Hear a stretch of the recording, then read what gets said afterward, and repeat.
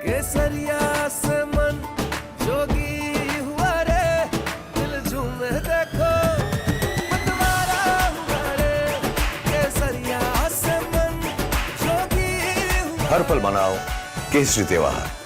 विमल, बोलो जुबान केसरी। नमस्कार, मैं हूं अमृत तिवारी और आप देख रहे हैं हमारी खास पेशकश नरसंहार। आज सिडनी में यहूदियों पर हमला हुआ और यहूदियों पर हमला न सिर्फ ऑस्ट्रेलिया और भारत बल्कि दुनिया भर के यहूदियों के लिए दहशत की वजह बन गई। यहूदी पर्व हनुक्का की खुशियां मातम में बदल गई। इस घटना के बाद ऑस्ट्रेलिया के पीएम ने आतंकियों के सफाई का संकल्प लिया है। तो चलिए शुरू करते हैं आज का हमारा खास शो नरसंहार।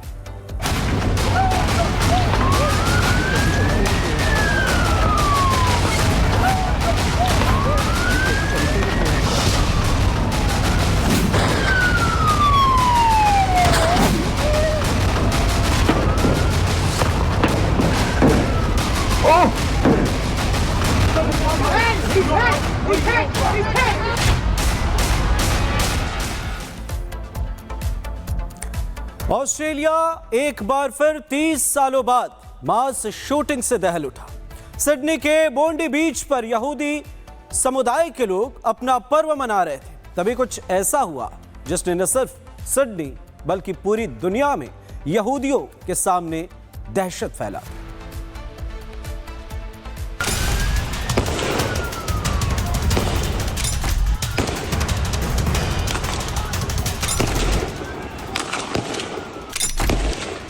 तारीख 14 दिसंबर 2025, समय शाम 6:45, जगह बोंडी बीच, सिडनी, ऑस्ट्रेलिया।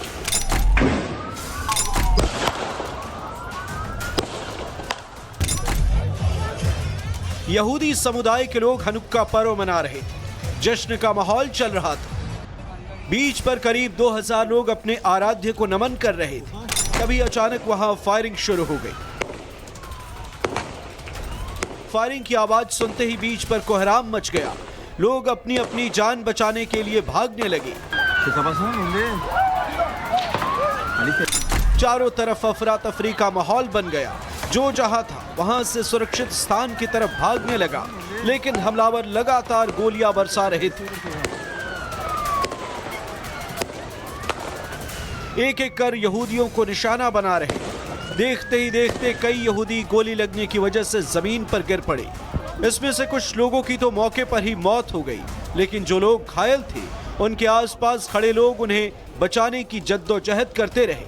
बोंडी बीच पर देखते ही देखते लाशें बिछ गई। सिडनी के बोंडी बीच पर चल रहा जश्न कुछ ही सेकंड में मातम में तब्दील हो गया। इस तस्वीर को जरा गौर से देखिए। ये उस वक्त की तस्वीर है जब गोलियों की आवाज सुनकर बीच पर भगदड़ मच गई। लोग बीच छोड़कर भागने लगे। तस्वीरों में आप साफ देख सकते हैं कि लोगों में कैसी दहशत फैली है। हर कोई अपनी अपनी जान बचाने के लिए बीच से रेस लगाता दिखा। अफरा तफरी में लोगों को समझ में नहीं आ रहा था कि गोली किस तरफ से चल रही है और लोगों को भागना किधर। इसलिए आप देख सकते हैं कि लोग बीच के दोनों तरफ भाग रहे हैं। बोंडी बीच के आसपास के रेस्टोरेंट और होटल में भी लोगों में दहशत का माहौल दिखा, क्योंकि हमलावर सिर्फ बीच पर ही फायरिंग नहीं कर रहे थे, बल्कि बीच के आसपास के रेस्टोरेंट और होटलों को भी निशाना बना रहे थे। एक शख्स ने रेस्टोरेंट के अंदर से हमलावर की तस्वीर कैद करने की कोशिश की, तो हमलावर ने उसकी तरफ भी फायरिंग कर दी, जिसकी वजह से उस शख्स को रेस्टोरेंट में झुककर अपनी जान बचानी पड़ी। इस दौरान रेस्टोरेंट में काफी लोग झुककर छिपे हुए नजर आए।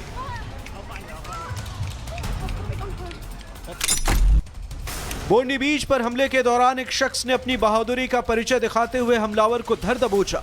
दरअसल एक हमलावर एक पेड़ के पास खड़े होकर फायरिंग कर रहा था। उस हमलावर के पास कुछ कारें खड़ी थी, जिसके पीछे एक शख्स छिपा हुआ था। जैसे ही हमलावर ने फायरिंग कर गन रीलोड करने की कोशिश की, तभी कार के पीछे छिपे शख्स ने उसे दबोच लिया।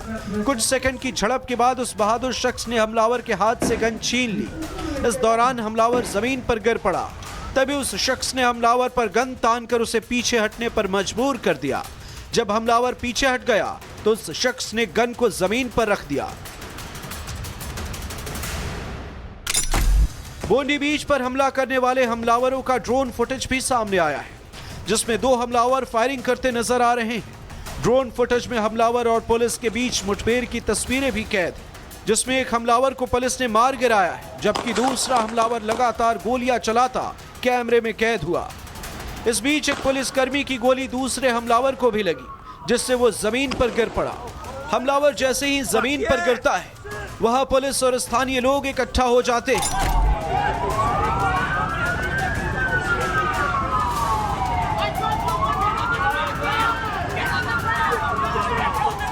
इस बीच कुछ लोग हमलावरों को पीटने भी लगते हैं, लेकिन वहां खड़ी पुलिस हमलावरों को भीड़ से बचाती है।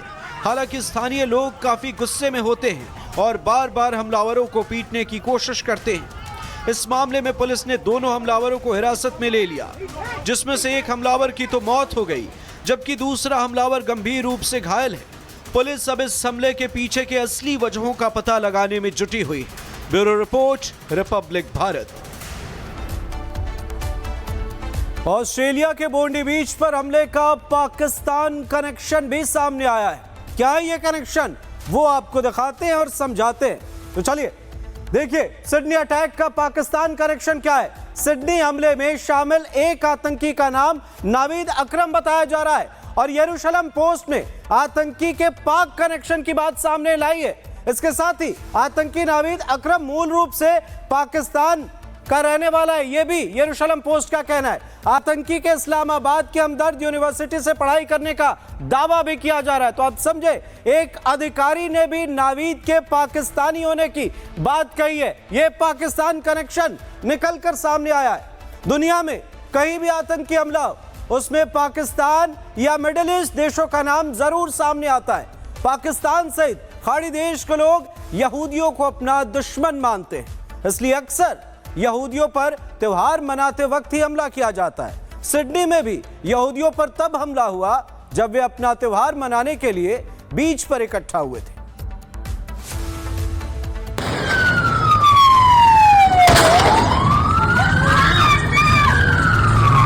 सिडनी के बोंडी बीच पर हमले से पूरा ऑस्ट्रेलिया दहल उठा। सिर्फ 2 हमलावरों ने बोंडी बीच पर मौत का जो खेल खेला, उससे पूरे ऑस्ट्रेलिया के यहूदी समुदाय में दहशत का माहौल है।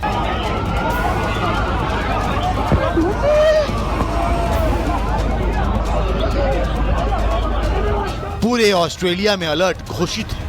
हनुक्का पर्व पर खुशी की जगह मातम का माहौल छाया हुआ है।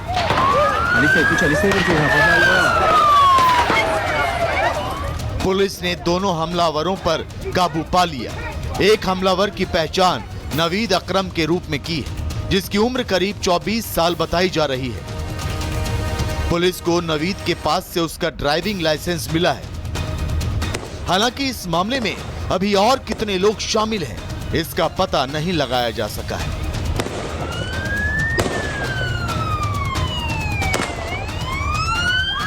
बोंडी बीच पर हमलावरों ने करीब 50 राउंड फायरिंग की। हमले में अब तक 12 लोगों की मौत हो चुकी है, जबकि 1 दर्जन से ज्यादा लोग घायल हैं। इस हमले के बाद मेलबर्न में होने वाला हनुक्का फेस्टिवल रद्द कर दिया गया।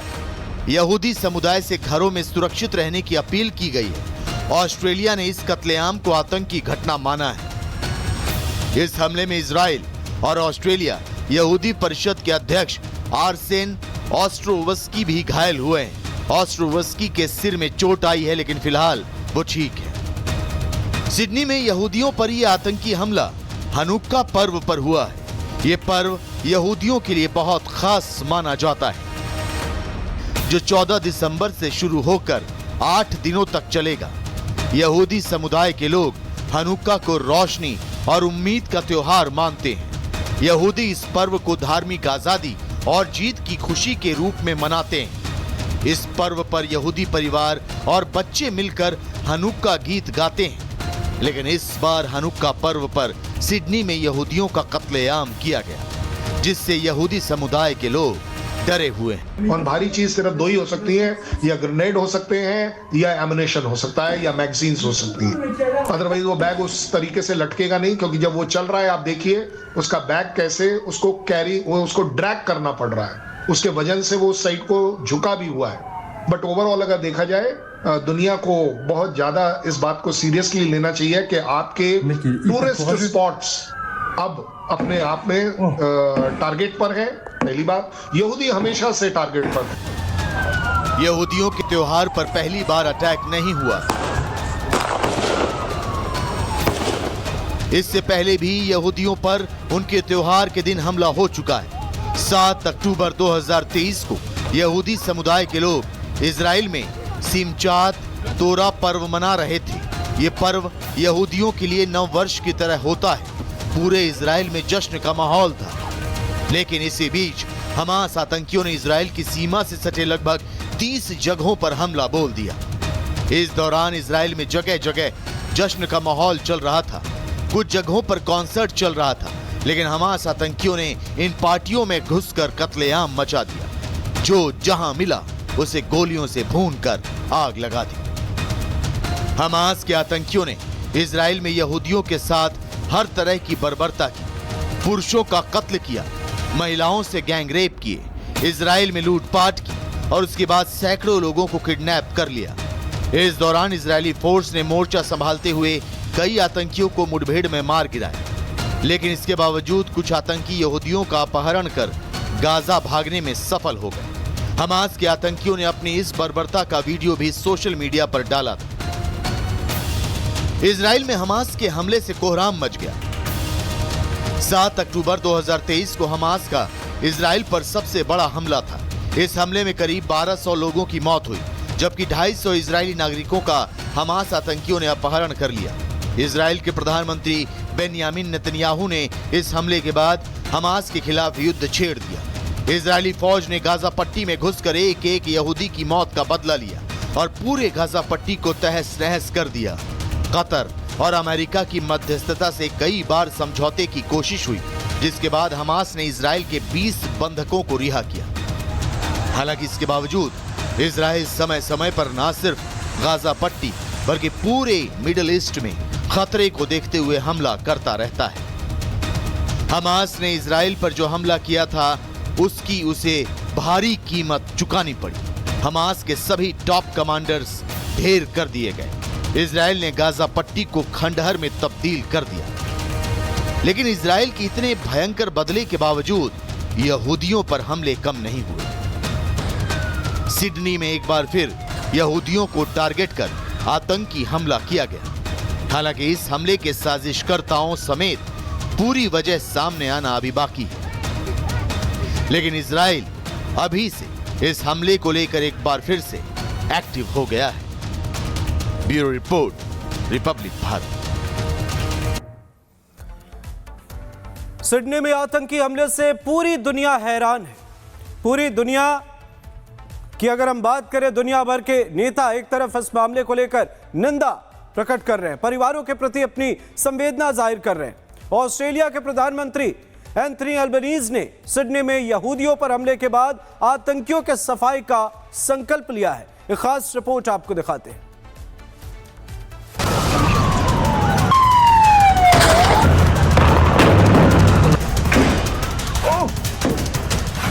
ऑस्ट्रेलिया के सिडनी में आतंकी हमले से पूरी दुनिया हैरान है। बोंडी बीच पर जिस तरह से यहूदियों को निशाना बनाया गया, जिससे पूरी दुनिया के यहूदी कॉलोनियों की सुरक्षा बढ़ा दी गई है। दुनिया भर के नेताओं ने इस बर्बरतापूर्ण हमले की निंदा की है। ऑस्ट्रेलिया के प्रधानमंत्री एंटनी अल्बनीज ने इसे यहूदियों पर हमला बताया है। इस दौरान अल्बनीज ने कहा कि आज हर ऑस्ट्रेलियाई मेरी तरह ही इस हमले से गहरे सदमे में है, क्योंकि यह हमारे जीवन जीने के तरीके पर हमला है। अल्बनीज ने साफ किया कि हमारे देश में नफरत, हिंसा और आतंकवाद के लिए कोई जगह नहीं है। उन्होंने अपने देश से आतंकवाद के खात्मे का संकल्प लिया। सिडनी के बोंडी बीच पर हुए हमले में जिस शख्स ने हमलावर से हथियार छीन लिया था, उसकी भी पहचान हो गई है। इस शख्स का नाम अहमद बताया गया है, जिनकी उम्र 43 साल है। अहमद ने एक शूटर से हथियार छीन लिया था, लेकिन उसे दूसरे शूटर ने तो गोलियां मार दी। फिलहाल अहमद का अस्पताल में इलाज चल रहा है। इसके अलावा इस हमले में इंग्लैंड के पूर्व क्रिकेटर माइकल वॉन भी फंस गए थे, लेकिन उन्हें एक रेस्टोरेंट में छिपकर अपनी जान बचानी पड़ी। माइकल वॉन ने इस घटना को बहुत ही डरावना बताया है। हालांकि फिलहाल वे अपने घर पर सुरक्षित हैं। ऑस्ट्रेलिया के बोंडी बीच पर हुए आतंकी हमले को लेकर दुनिया भर के नेताओं ने अपनी प्रतिक्रिया दी है। पीएम मोदी ने सोशल मीडिया पर पोस्ट कर इस हमले की निंदा की है। पीएम मोदी ने लिखा कि भारत की ओर से मैं उन परिवारों के प्रति गहरी संवेदना व्यक्त करता हूं जिन्होंने अपने प्रियजनों को खो दिया है। दुख की इस घड़ी में हम ऑस्ट्रेलिया के लोगों के साथ एकजुटता से खड़े हैं। भारत आतंकवाद के प्रति बिल्कुल भी सहनशीलता नहीं रखता और आतंकवाद के सभी रूपों और अभिव्यक्तियों के खिलाफ लड़ाई का समर्थन करता है। पीएम मोदी सिडनी के हमले और उससे प्रभावित लोगों का दर्द बखूबी समझ सकते हैं, क्योंकि भारत भी आतंक से प्रभावित रहा है। ऑस्ट्रेलिया में आतंकी हमले को लेकर न्यूजीलैंड के प्रधानमंत्री क्रिस्टोफर लक्सन ने भी अपनी प्रतिक्रिया दी। उन्होंने कहा कि न्यूजीलैंड और ऑस्ट्रेलिया एक परिवार की तरह है। वे इस हमले से स्तब्ध हैं। वहीं ब्रिटेन के पीएम कीर स्टारमर ने इस गोलीबारी की घटना को बेहद परेशान करने वाला बताया। फ्रांस के राष्ट्रपति इमैनुअल मैक्रो ने इसे यहूदी विरोधी आतंकी हमला कहा, तो वहीं आयरलैंड के प्रधानमंत्री माइकल मार्टिन ने इस हमले पर हैरानी जताते हुए कहा कि इसे बर्दाश्त नहीं किया जाना चाहिए। नीदरलैंड के प्रधानमंत्री डिक शूफ ने इस हमले को ऑस्ट्रेलिया के लिए काला दिन बताया है। तो वहीं Germany, Italy, Austria, Sweden, Norway, Finland सहित यूक्रेन, मोल्दोवा, सर्बिया, एस्टोनिया और लिथुआनिया समेत कई अन्य देशों के नेताओं ने भी इस हमले पर शोक और संवेदना जताई है। ऑस्ट्रेलिया के सिडनी में बोंडी बीच पर हुए आतंकी हमले में मारे गए पहले शख्स की पहचान हो गई है। उनका नाम रब्बी अली श्लांगर है। रब्बी यहूदियों के धर्मगुरु होते हैं। अभी बाकी लोगों की पहचान होना बाकी है। इस घटना में जैसे जैसे पहचान होती जाएगी वैसे वैसे मृतकों का नाम सामने आता जाएगा। इस हमले में कुछ वीआईपी लोगों के भी मारे जाने की खबर है कि ऑस्ट्रेलिया इस घटना के बाद आतंक के खिलाफ क्या कुछ रुख अपनाता है। Bureau report, Republic Bharat. Australia और यूरोप के देशों में आतंक और अपराध का ग्राफ बढ़ने की वजह अवैध शरणार्थी भी हैं। ये लोग जिस देश में घुसते हैं कुछ दिनों बाद वहां पर जंग छेड़ देते हैं। देखिए ऑस्ट्रेलिया और यूरोप में हुए आतंकी हमले में कितने अवैध शरणार्थी शामिल रहे।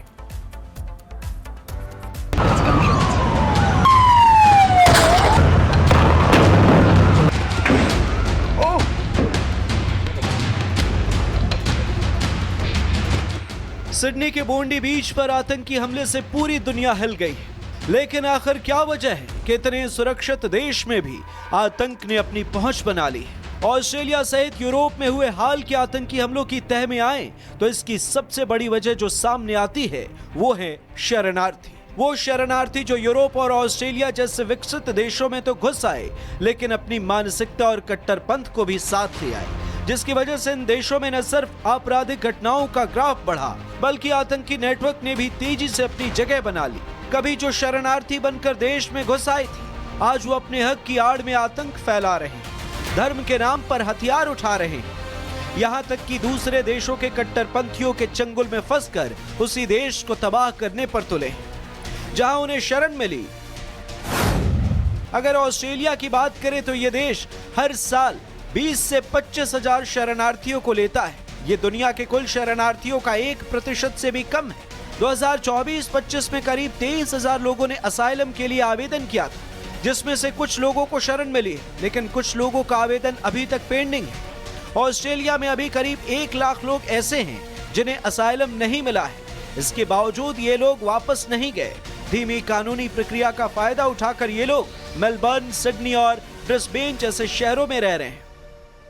हालांकि स्थानीय लोगों ने कई बार शरणार्थियों के खिलाफ विरोध प्रदर्शन कर उन्हें वापस भेजने की मांग की। यह हाल सिर्फ ऑस्ट्रेलिया का नहीं है बल्कि यूरोप भी प्रवासी और शरणार्थियों से पटा पड़ा है। दरअसल अलग अलग वजहों से दुनिया भर के करीब 12.3 करोड़ लोगों को अपना देश छोड़ना पड़ा। इसमें 4.3 करोड़ शरणार्थी हैं। 84 लाख लोग ऐसे हैं जो असाइलम मांग रहे हैं। यूरोप में 2024 में 4.4 लाख लोगों ने शरण मांगी। यूक्रेन युद्ध की वजह से करीब 70 लाख लोग यूरोप आए। इतना ही नहीं, ब्रिटेन और फ्रांस जैसे देशों में तो प्रवासी मुस्लिम और शरणार्थियों का भंडार लगा है। यहाँ के कई इलाके ऐसे हैं जहां आपको मिडिल ईस्ट जैसी फीलिंग आएगी। इसके बावजूद इंसानियत की दुहाई देते कुछ संगठन ऐसे लोगों के हित में खड़े हो जाते हैं, जिसका नतीजा ये हो रहा है कि ब्रिटेन और फ्रांस जैसे देशों में अपराध और आतंकी घटनाएं तेजी से बढ़ गई हैं।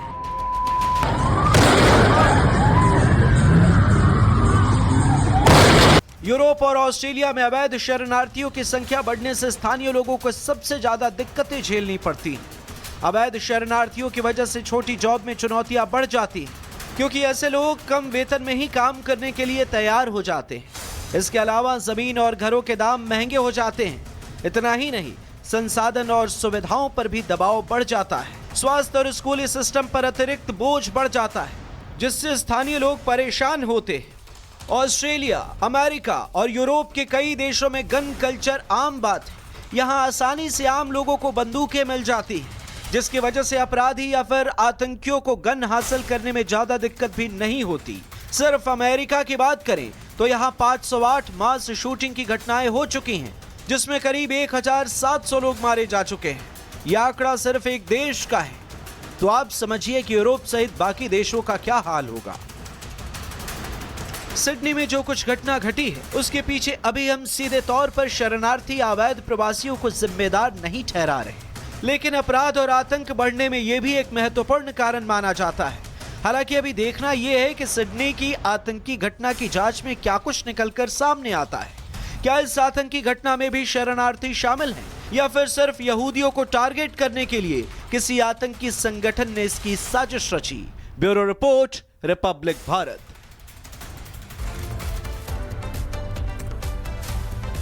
सिडनी हमले में यहूदियों को टारगेट कर मारा गया, लेकिन ये टारगेट अटैक पहली बार नहीं है। इससे पहले भारत में भी ऐसा हमला हो चुका है। जम्मू कश्मीर के पहलगाम में आतंकियों ने हिंदुओं को धर्म पूछकर मारा था। आतंकी अब इसी पैटर्न को दुनिया के दूसरे देशों में भी आजमा रहे हैं। देखिए रिपोर्ट।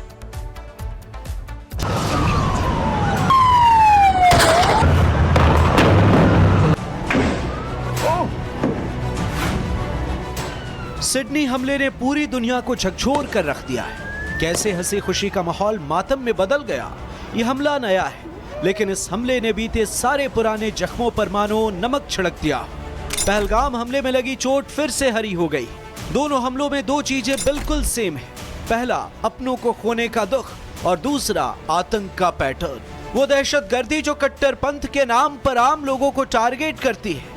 वो दहशतगर्दी जो इंसानों को इंसानियत नहीं बल्कि धर्म की काली पट्टी बांध कर देखती है। वो दहशतगर्दी जिसकी नजरों में आप अगर हिंदू हो तो काफिर हो, यहूदी हो तो काफिर हो। 22 अप्रैल 2025, जगह पहलगाम, जम्मू कश्मीर। ये दिन इतिहास के काले पन्ने में दर्ज हो गया है। जम्मू कश्मीर में अमन चैन से पाक में बैठे आतंकी आकाओं को मिर्ची लगी थी। भारतीय सेना से मुकाबले की हिम्मत नहीं थी, इसलिए मासूमों को निशाना बनाने की खूनी साजिश रची गई। सिडनी की तरह ही आम लोग अपने परिजनों के साथ छुट्टी मनाने पहुंचे थे। चारों तरफ खुशी का माहौल था, जो मातम में बदल गया। आधा दर्जन आतंकियों ने घाटी में घुसकर मासूमों पर गोलियां बरसा दी। धर्म की आड़ में उन दहशतगर्दों ने गैर मुस्लिमों को निशाना बनाया।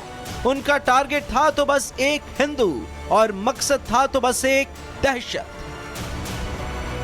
मुझे पर थी, क्या बोलते, भेलपुरी खाली थी, मेरा पति साइड में था, एक इंसान है, उसने उसको गोली मार दी। यहाँ पे उसने बोला कि शायद मुस्लिम नहीं है, उसने उसको गोली मार दी। मुझे पर थी, क्या बोलते, भेलपुरी खाली थी, मेरा पति साइड में था, एक इंसान है, उसने उसको गोली मार दी। यहाँ पे उसने बोला कि शायद मुस्लिम नहीं है, उसने उसको गोली मार दी। मुझे पर थी, क्या बोलते, भेलपुरी खाली थी, मेरा पति साइड में था, एक इंसान है, उसने उसको गोली मार दी। यहाँ पे उसने बोला कि शायद मुस्लिम नहीं है, उसने उसको गोली मार दी। मुझे पर थी, क्या बोलते, भेलपुरी खाली थी, मेरा पति साइड में था, एक इंसान है, उसने उसको गोली मार दी। यहाँ पे बोला कि शायद मुस्लिम नहीं है, उसने उसको गोली मार दी। दोनों हमलों का पैटर्न बिल्कुल सेम है। कुछ लोग आए और अचानक ताबड़तोड़ फायरिंग करने लगे। दोनों हमलों में खुलेआम सार्वजनिक जगह पर भीड़ को निशाना बनाया गया, ऐसी जगह जहां लोग निहत्थे हों। दोनों हमलों में मास शूटिंग का तरीका अपनाया गया। कायरता से निहत्थी भीड़ पर हमला करना बीते कुछ सालों से यह आतंक का नया तरीका है। 2018 से 2024 तक आतंकी हमले 9,600 से घटकर 3,500 हुए, लेकिन हर हमला ज्यादा मौत और डर फैलाने वाला है। ज्यादातर हमले अकेले हमलावर करते हैं। पश्चिमी देशों में लगभग 70% हमले अकेले व्यक्तियों द्वारा होते हैं। अक्सर गन या चाकू से भीड़ पर हमले किए जाते हैं। निशाना अक्सर आम लोग, त्योहार और सार्वजनिक जगहें होती हैं। 18% हमले धार्मिक या टारगेटेड अटैक हैं। इस पैटर्न से एक बात साफ है कि अब आतंकवाद का मतलब हिंसा नहीं बल्कि साइकोलॉजिकल इम्पैक्ट पैदा करना है। ये हमले डर और मीडिया इम्पैक्ट के लिए किए जाते हैं। आतंक के सरगनाओं का मकसद पूरी दुनिया में कट्टरता और दहशत का मैसेज पहुंचाना होता है। सिडनी हिंसा के बाद भारत में यहूदी आतंकियों के निशाने पर हैं। दिल्ली और बेंगलुरु में सुरक्षा व्यवस्था बढ़ा दी गई है। दोनों शहरों में यहूदी पूजा स्थलों, इजरायली संस्थानों और इजरायली परिवारों वाले आवासीय क्षेत्र की निगरानी की जा रही है। इतना ही नहीं, देश की राजधानी समेत पूरे देश में 13 और 14 दिसंबर को आतंकी हमले के गंभीर इनपुट मिले थे। भारत में मौजूद इजरायली डेलीगेशन भी आतंकियों के निशाने पर थी। इस बार भारत इन आतंकियों को सबक सिखाने के लिए पूरी तरह तैयार है। वक्त आ गया है कि अब इनको जवाब दिया जाए। ऐसा जवाब कि फिर ऐसी नापाक हरकत करने से पहले 1000 बार सोचे। वक्त आ गया है पूरी दुनिया को आतंक के खिलाफ एकजुट होने का। वक्त आ गया है आतंक को जड़ से खत्म करने का। एकजुटता, कार्रवाई और जवाबी ताकत से इन दहशतगर्दों को यह एहसास दिलाना होगा कि अब इंसानियत के खिलाफ उनकी कोई भी हरकत बर्दाश्त नहीं की जाएगी। Bureau report, Republic Bharat.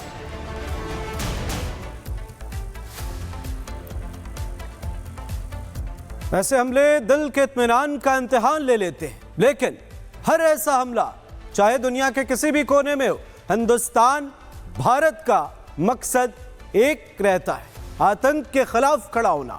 चाहे कहीं भी घटना हो, लेकिन हिंदुस्तान हर ऐसे मामले पर हर उस देश के साथ खड़ा है जिसके साथ ऐसी मुश्किल आई है। एक छोटे से ब्रेक के लिए रुक रहे हैं, जल्द लौटेंगे।